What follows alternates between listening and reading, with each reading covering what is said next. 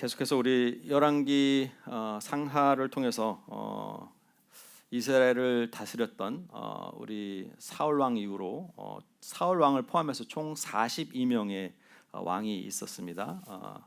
북이스라엘은 11명의 왕이 있었고 남유다에는 20명의 왕이 있었어요. 우리는 계속해서 그 20명의 왕들의 삶을 짚어보면서 어떤 왕은 하나님의 뜻에 따라 뜻을 행하며 열심히 살아왔던 왕이 있지만 또 어떤 왕은 그렇지 못하고 하나님에게 악을 행했던 왕이 있습니다. 바로 앞에 우리가 묵상했던 히스기야죠. 히스기야. 지금 우리가 나눴던 이 므낫세의 아버지입니다. 므낫세. 이 므낫세 왕은 이스라엘 그 왕들 중에서 가장 오랜 시간을 왕으로 나라를 다스렸던 사람이라고 합니다. 약 55년의 시간 동안. 우리 잠깐 한번 도표를 한번 더 보도록 하겠습니다. 계속해서 제가 이 도표를 보시는데 여러분들이 이것들이 좀 머릿속에 좀 각인이 되었으면 좋겠어요. 여기 보면 아사랴 왕이 52년을 다스렸다라고 기록되고 있는데 지금 여기 보면 므낫세 왕 같은 경우는 이스라엘 남유다를 55년이라는 기간 동안 나라를 다스립니다. 굉장히 오랜 시간이죠. 히스기야 왕도 약 29년 정도 왕으로 있었지만 히스기야 왕의 아들이었던 므낫세는 55년이라는 시간을 왕으로 있는데 문제는 그가 하나님의 보시기에 악을 행했던 왕이었어요.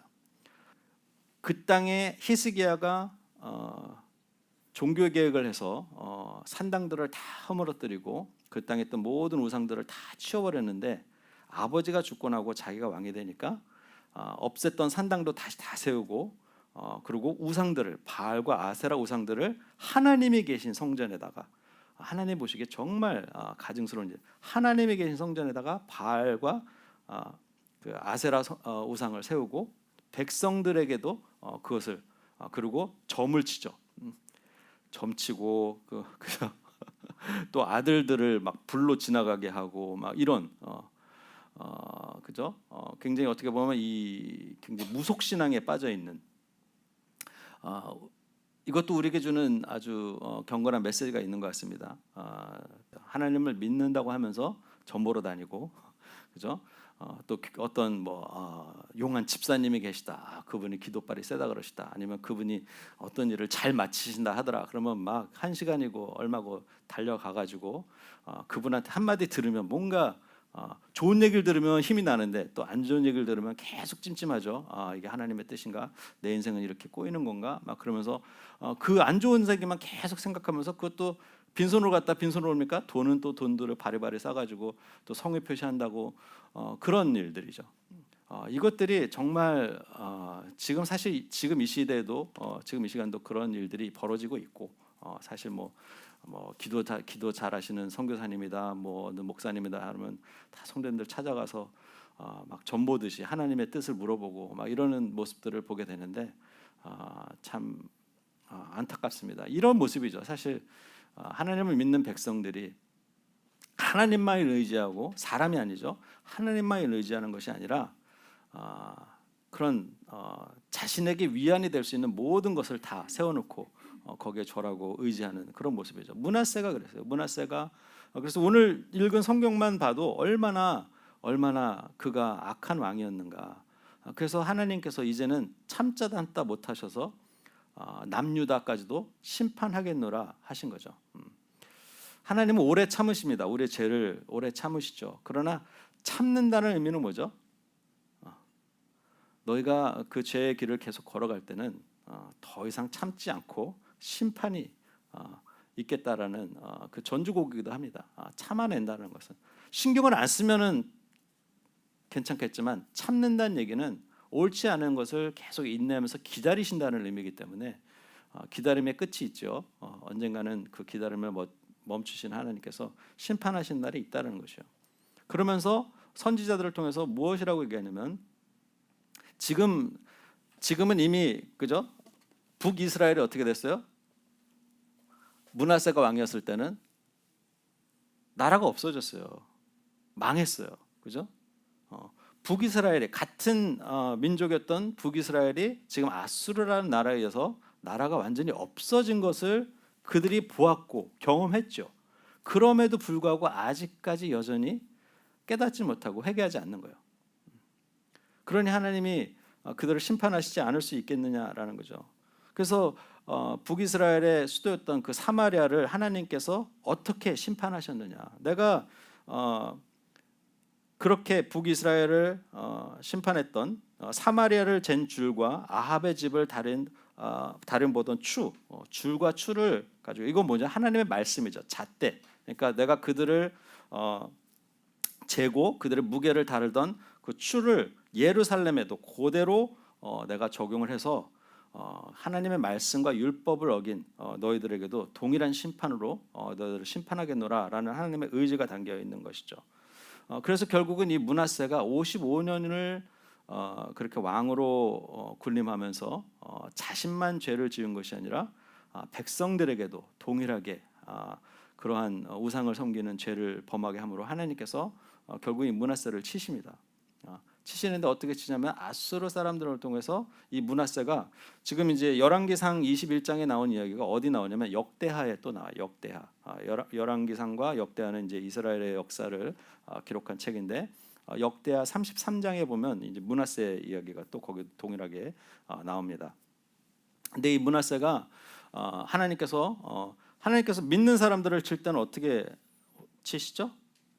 안 믿는 사람들을 통해서 믿는 사람들을 심판하십니다. 그러니까 우리도 그래요. 우리 교회 다니는 우리들을 하나님께서 우리가 죄의 길로 걸어갈 때 누구를 통해서 우리를 심판하시고 우리에게 고난을 주시죠? 믿지 않는 사람들을 통해서 우리를 치세요. 정신 차리라고. 믿는 사람들이 서로 붙잡아주지 못하는 그런 잘못도 있죠. 안에서, 교회 안에서 자정 능력이 없으니까 어떻게 해요? 세상 사람들 통해서 하나님께서 우리 불신자들, 이 교만한 자들을 치시는 거예요. 그래서 아수르를 통해서 이 므낫세 왕을 포로로 잡아갑니다. 한나라의 왕이 포로로 잡혀가요. 근데 그가 끌려갔던 곳이 어디예요? 바벨론으로 끌려갑니다.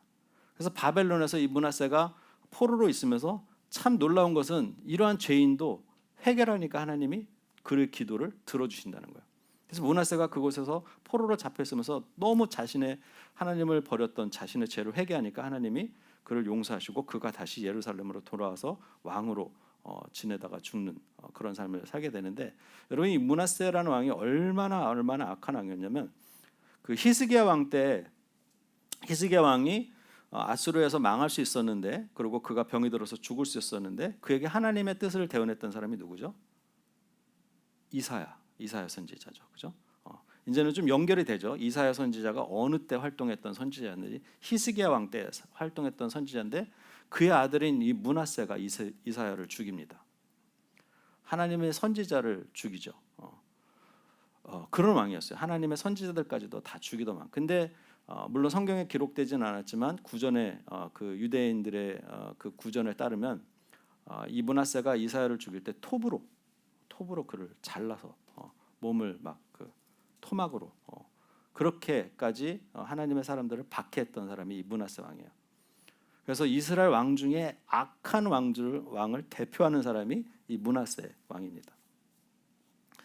그리고 그가 나중에 역대하를 보면 이제 포로로 잡혀갔다가 회개하고 하나님께 기도하고 하나님의 그를 긍휼히 여기셔서 다시 그가 예루살렘으로 돌아오지만 그의 아들 지금 아몬이라고 하는 이 아들은 어떻죠? 또 동일하게 하나님께서 보시기에 악을 행하는 왕이었어요. 그래서 이 아몬 왕은 불과 한 2년인가요? 2년 정도 왕노릇을 하다가 2년 맞네요. 2년 정도 왕노릇을 하다가 결국은 부하들에 의해서 암살을 당합니다. 또 참 그죠? 이 권력이라는 게 정말 위험한 것 같아요. 사람들을 내가 원하는 대로 끌을 수 있다라는 이 힘, 내가 원하는 대로 사람들을 부릴 수 있는 이 힘, 정말 이거는 우리를 유혹하는 굉장히 큰 유혹이에요. 내가 사람들을 또 그게 그렇기 때문에 한 조직체의 그 리더들이 받는 그 유혹이 굉장히 큰 거죠. 그래서 또 교회 목사님들이 받는 유혹이 굉장히 커요. 한 공동체를 자신의 뜻대로 움직일 수 있는 그 힘, 그죠? 그 굉장히 큰 유혹이죠. 굉장히 교만할 수 있는 힘이고, 그래서 결국 이 아몬 왕이 2년 만에 암살을 당하고 그의 아들 이제 요시아가 왕이 됩니다. 요시아는 하나님께서 보시기에 선을 행했다. 하나님의 뜻에 따라 정치를 했던 왕이에요. 근데 이것들 보면 어떻습니까? 히스기야는 하나님의 뜻에 따라 살았던 왕이고, 그의 아들 므낫세는 하나님께서 보시기에 악을 행했던 왕이고, 또 므낫세 아들 누구죠?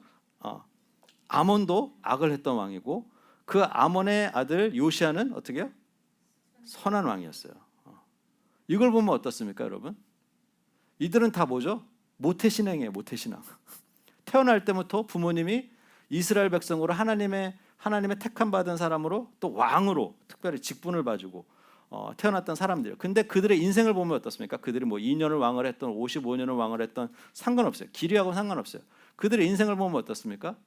하나님이 기뻐하시는 삶을 살았던 사람들이 있는 반면에, 아니면 하나님께 악을 행했던 사람들이 있어요. 다 모태신앙이에요. 우리 신앙은 어떻습니까? 우리가 모태신앙이라고 저는 우리 믿는 가정에서 태어났다고 하지만, 정말 우리가 기억할 것은 우리 구원은 철저하게 하나님과 나의 일대일의 관계라는 거예요. 우리 부모님의 신앙이 우리 자녀들을 구하지 못하고, 우리들의 부모님의 신앙이 자녀들의 축복을 보증하지도 못합니다.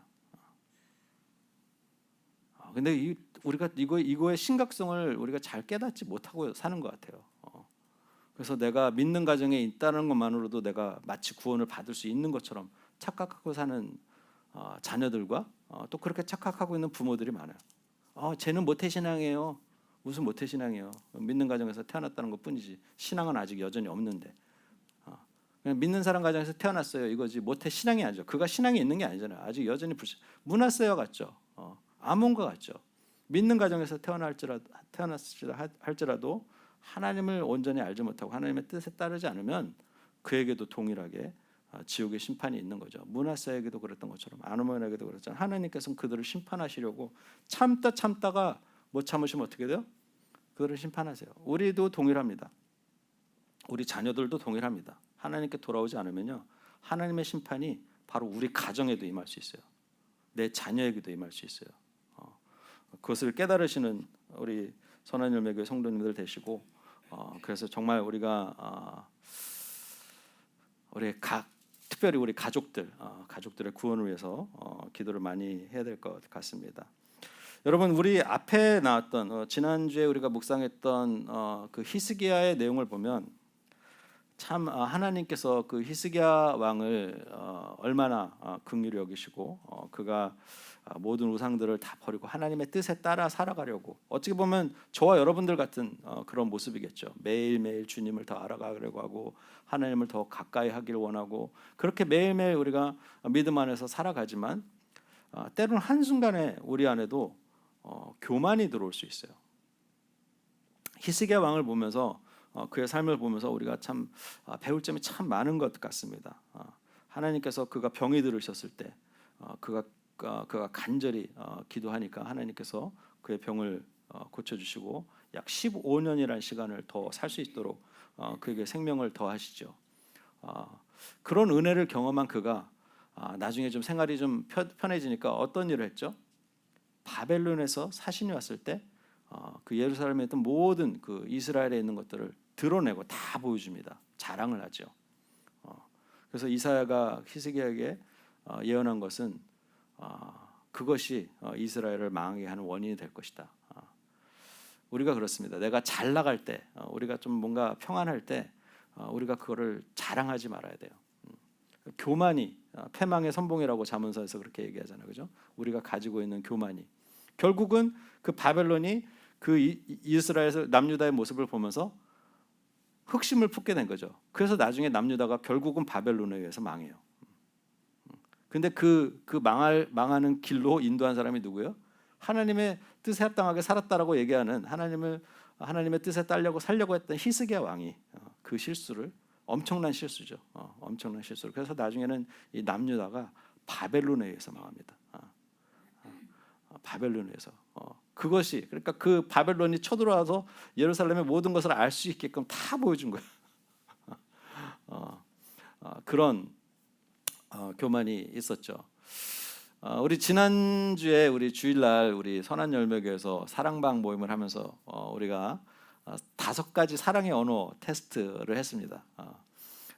근데 이제 보면 이제 각자 사랑의 언어라는 게 뭐죠? 내가 이런 표현을 해주면 나는 사랑받고 있다라고 느낀다라는 것을 우리가 테스트를 해본 거죠.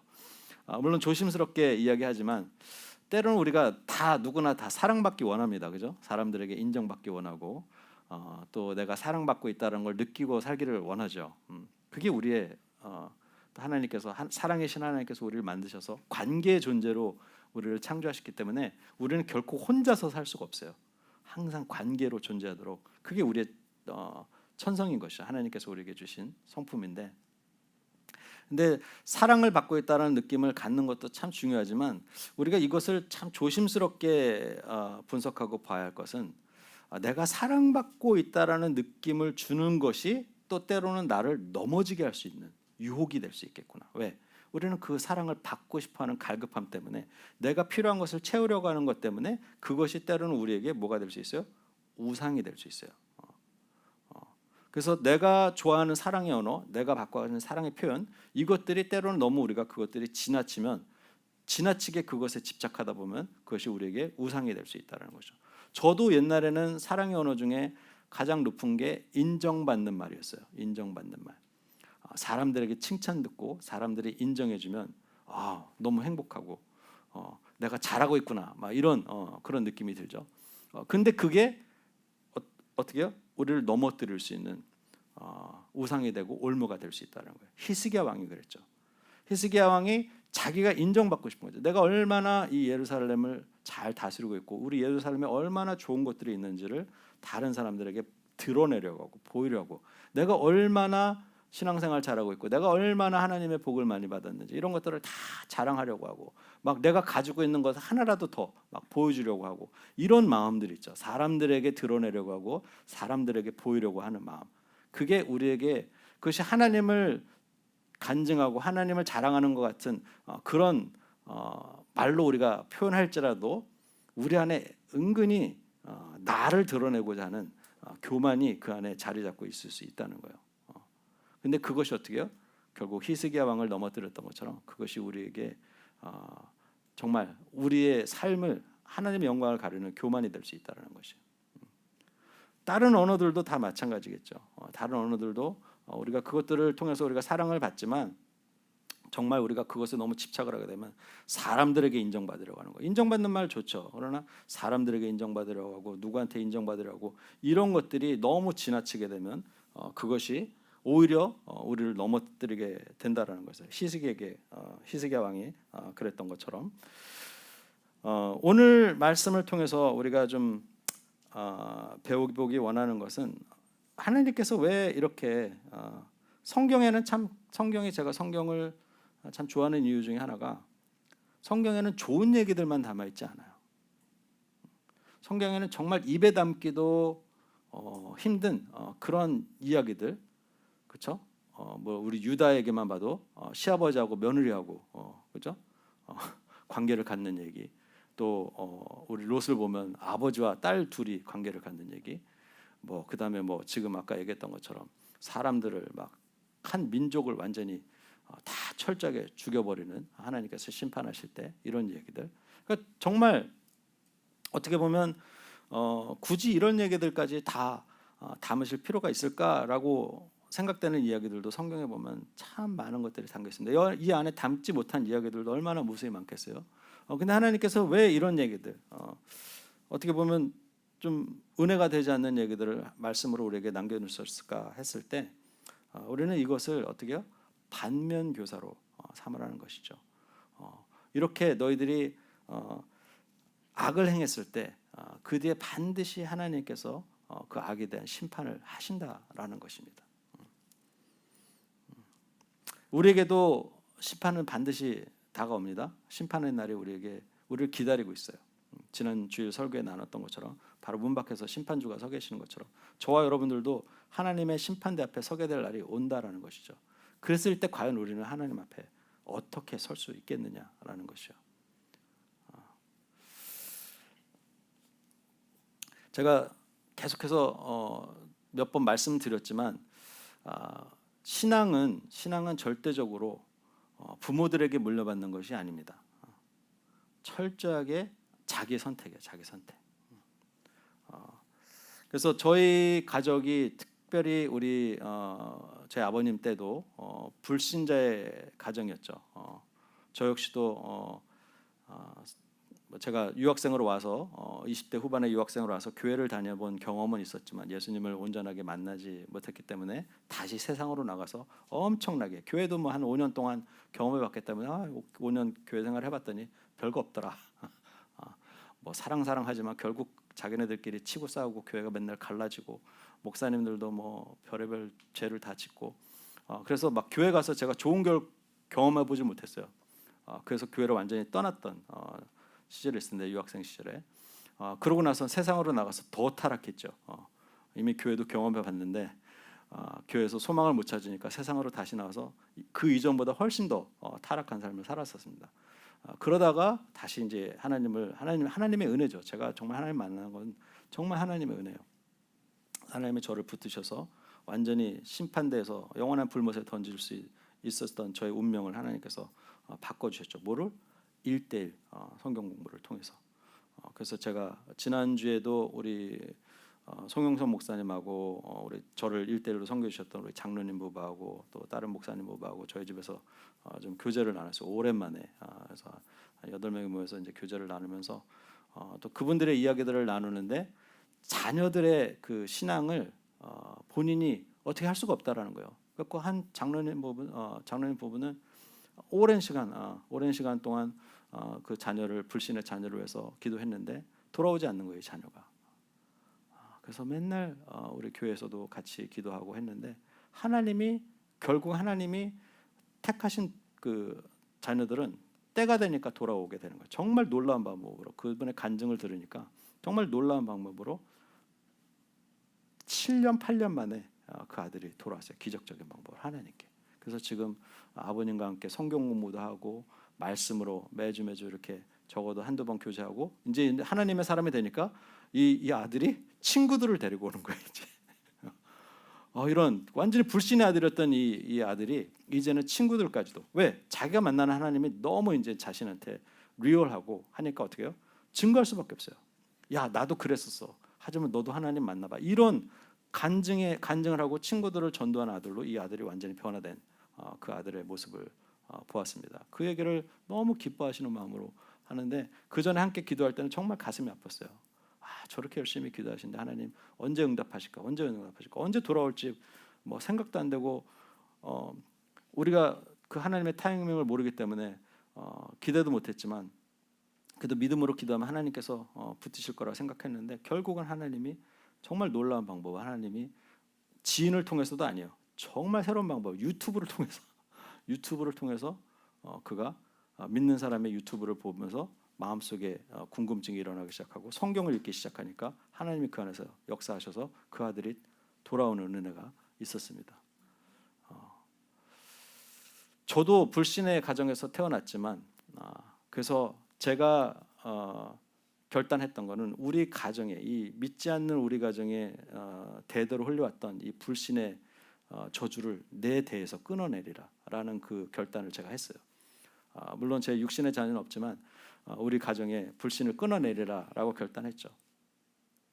결국 히스기야 왕이 아무리 하나님의 뜻에 합당한 삶을 살았다 할지라도 아니면은 이 므낫세나 이런 왕들이 그죠? 그의 아들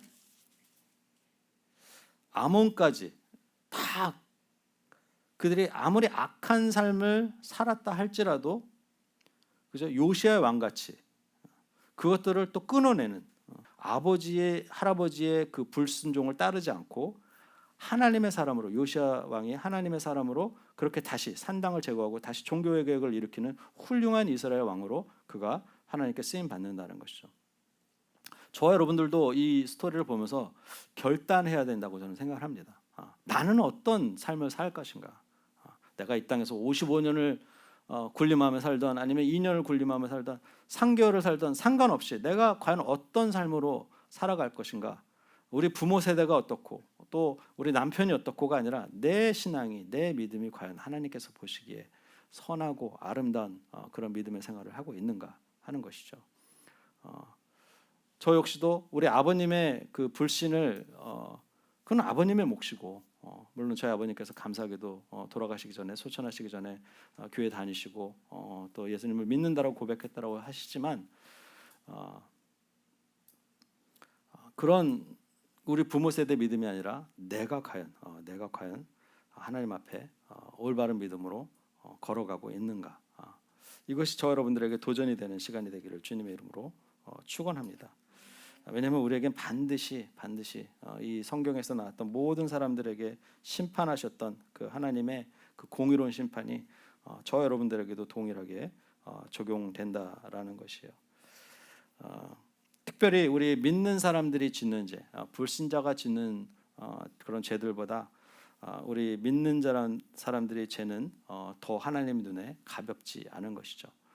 믿음의 가족으로 택함받은 이스라엘 백성의 사람으로 태어난 사람들이 그 하나님을 버리고 우상을 따라가는 삶, 그에게 임할 심판이 결코 가볍지 않다라는 것이고, 우리가 죄라고 얘기하는 것, 무엇이 옳으냐, 무엇이 옳지 않느냐라고 할 때, 아까도 얘기했지만 뭐 사람들에게 인정받는 말, 또 함께하는 시간, 뭐 선물, 봉사, 이런 우리 사랑의 표현을 받는 것이 뭐가 나쁘겠느냐 할 수 있겠지만 그것들이 다 좋은 것이죠, 사실. 그러나 그것들이 때론 지나쳐서 죄로 우리를 끌어들일 수 있는데, 그러면 죄의 기준은 무엇인가? 어디까지는 괜찮고 어디까지는 괜찮지 않을까 했을 때 그 죄의 절대적인 기준은 우리의 생각이 아니라는 것이에요. 내가 생각할 때 이것은 죄고 내가 생각할 때 이것은 죄가 아닌 것이 아니라, 그게 이제 우리가 선악과를 먹고 난 우리 인간에게 찾아온 우리의 교만인 것이죠. 그 죄의 기준이 누구한테 있어요? 나에게 있어요. 그러니까 내가 이미 심판자야. 내가 그래서 이건 괜찮고 저건 안 괜찮아. 그러니까 나는 스스로 돌아보지 않아서 다른 사람들에게는 다 그 잣대를 대죠. 그래서 이 사람은 괜찮은 사람이고 저 사람은 나쁜 사람이고, 저 사람 알고 보면 이런 죄가 있고 저 사람 알고 보면 저런 죄가 있고, 다 내 안에서 평가하고 심판합니다. 근데 그 죄의 기준은 우리 인간에게 있는 것이 아니고 죄를 판단하시는 기준은 하나님께 있는 거예요. 그래서 하나님께서 보시기에 악하면 죄입니다. 우리 죄의 기준은 그래요. 여호와께서 보시기에 악한 것이 죄인 것입니다. 그리고 그 죄에 대한, 하나님께서 보시기에 악한 그 죄에 대한 심판은 반드시 우리에게 다가온다는 것이고, 그 죄의 영향력은 어떻게 보면 내 옆에 있는 사람들, 가깝게는, 그죠? 내가 죄의 길을 걸어가고 있다면 우리 가족부터 시작해서 우리 함께 있는 우리 공동체 안에도 동일하게 내 죄의 영향이 흘러갈 수 있다는 거예요. 므낫세가 자신만 죄를 진 것이 아니라 이스라엘의 모든 백성이 다 우상을 섬기는 죄에 빠지게끔 산당을 세우고 그들에게, 우상들에게 절하게 하고, 이런 죄의 영향이에요, 그죠? 그래서 우리 죄는 수평적으로 흘러가지만 어떻게 해요? 또 그 자녀들에게까지도 좋은 모습을 우리 자녀들이 배우면 참 좋겠는데, 그죠? 그러니까 결국은 그의 아들이었던 아몬까지도 므낫세의 죄가 흘러가는 모습들을 우리가 보게 됩니다. 그리고 결국은 그 죄가 어떻게 되죠? 다른 사람들은 다 그 왕실의 묘에 묻히게 되는데, 이 므낫세와 아몬은 어디에 묻혀요? 그냥 뒷동산에 묻혀요. 뒷동산에. 왕인데, 그죠? 그들의 죽음까지도 그들이 장사돼서 묻히는 그 묘지까지도 어떻게 해요? 왕실의 묘가 아니라 정말 수치스러운. 그러니까 결국은 육신의 몸을 떠나고 나서도, 그죠? 덕이 되지 못하고 오래오래 사람들에게 안 좋은 것으로 기록되는 모습인 거죠.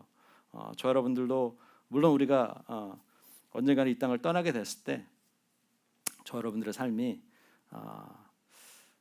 참 수치로 남지 않는 우리 자녀들에게, 또 믿는 사람들에게 참 덕스럽고, 나도 저분처럼 살아야 되는데, 참 저분 아름다운 삶을 살고 하셨구나, 이런 믿음의 삶으로 우리가 하나님께 영광이 되고 또 우리에게 다가올 그 천국의 삶을 기대하며 살아가는 저와 여러분들 되시기를 주님의 이름으로 축원합니다. 우리 계속해서 우리 열왕기를 통해서 우리 왕들의 얘기, 또 많은 왕들의 이야기가 길지도 않아요. 짧게 몇 구절의 이야기로 순식간에 쑥쑥쑥쑥 지나가지만 우리가 이 말씀을 하나님께서 우리에게 성경을 통해서 주시고 그 성령님께서 우리를 도우셔서 깨닫게 하시는 그 하나님의 음성을 들으시고 이 말씀을 통해서 우리가 이것을 반면 교사로 삼아서 우리가 어떻게 우리도 지나가고 나면 정말 어떻게 보면 굉장히 짧은 인생을 살아가고 있는 우리인데 우리가 어떻게 믿음 안에서 정말 매일매일 주께로 더 가까이 나가는 삶을 살아갈 수 있을까? 이것들을 고민하면서 하루하루를 그렇게 믿음으로 살아가시는 저와 여러분들 되시기 바랍니다. 오늘도 그렇게 믿음 안에서 승리하시는 삶 사시고 특별히 우리가 이 시간 또 기도할 때 그렇습니다. 하나님이 만나 주시면 우리 삶에 변화가 일어납니다. 우리 가족들도 아직 여전히 불신의 열매로 불신의 모습으로 살아가고 있는 우리 가족들도 또 내 배우자들도 반드시 하나님께서 붙이시면 돌아옵니다. 근데 그것에는 기도가 있어요. 기도가. 그래서 이 시간도 우리가 기도의 시간에 나갈 때 우리 먼저 죄를 회개하지만 또 동일하게 우리 가족들의 구원을 위해서도 또 믿지 않는 사람들의 구원을 위해서도 함께 기도하는 시간 되었으면 좋겠습니다. 함께 기도하겠습니다.